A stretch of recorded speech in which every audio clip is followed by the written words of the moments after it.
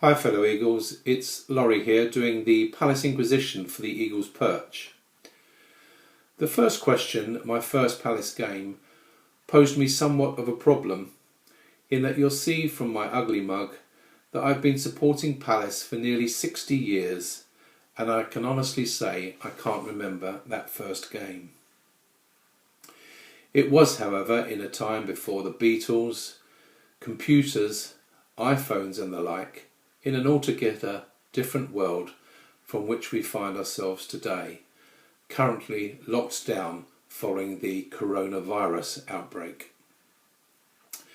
I can, however, recall saving 2 weeks' pocket money, receiving an old sixpence a week to go and watch us in the 4th Division. Yes, that's right, you heard me correctly, the 4th Division, against the likes of Doncaster, Crewe and Accrington Stanley. Accrington Stanley, I hear you ask, who are they? We finished second in my first season and were promoted alongside Peterborough. My start in following the underdog and perpetual yo-yo club, namely Crystal Palace, had begun, as had the roller coaster of fun.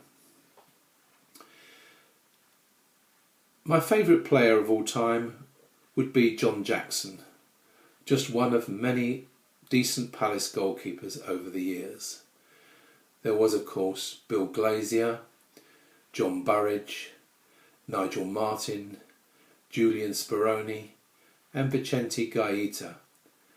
But Jacko was brave and fearless and was widely recognised as saving Palace at least 2 goals a game, playing against far superior opposition for an underdog side.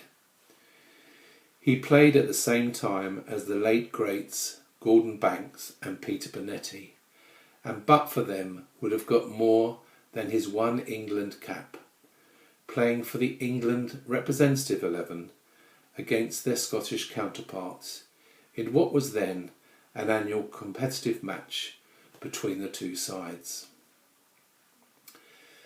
My favourite goal of all time, again, this caused me problems, as you could imagine. I've seen a few. Recent memory would suggest the wonder strikes from Darren Ambrose and Andros Townsend against Manchester United in the Cup and Manchester City in their famous 3-2 win. But others too focused strongly. There was Jeff Hopkins' Wembley curler in the 1997 playoff final, which secured us another trip to top flight football. This was all the more special, having lost the previous year's one to Leicester. But there was also an equally important goal from Neil Shipperley.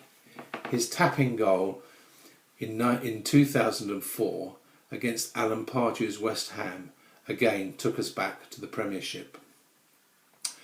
But my ultimate vote, after enduring years of lower league football, goes to our first ever goal scorer in the top flight football, namely Mel Blythe in 1969 against Manchester United, a team at that time parading the likes of Best, Charlton and Law. I can visualise to this day me standing at the front of the Holmesdale Road stand in nearly 50,000 crowd. On to my most memorable game. This was an easier pick, as I had vowed never to go to Wembley Stadium unless Palace had actually got there. So it has to be the 1990 Cup Final as my pick. This was also known as the Ian Wright Final. As many of you will know, Ian broke his leg in the season leading up to that Cup Final match and found himself on the subs bench against high-flying Manchester United.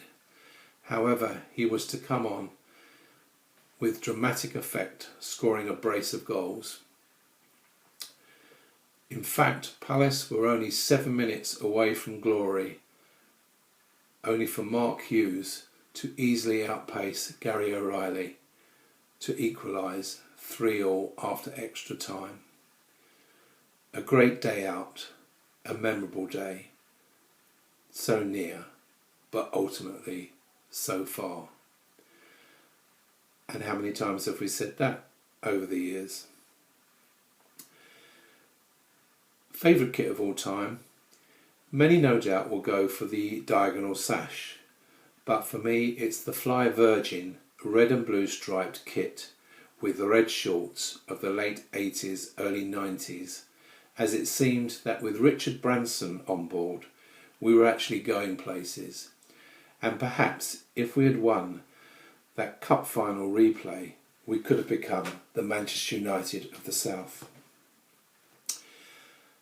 And finally, onto my all-time Palace starting 11, which involved many a sleepless night and alteration to the final script. I have to also confess that I've cheated slightly in naming 2 subs with regard to 2 players that were perhaps unlucky not to make my final 11.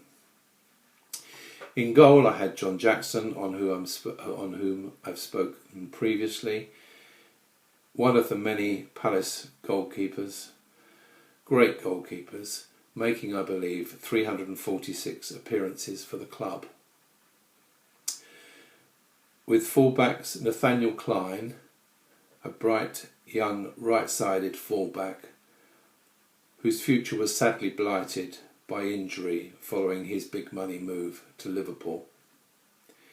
In fact, it took me a couple of seasons to fathom out why the announcer wasn't calling out his name in that number 2 slot.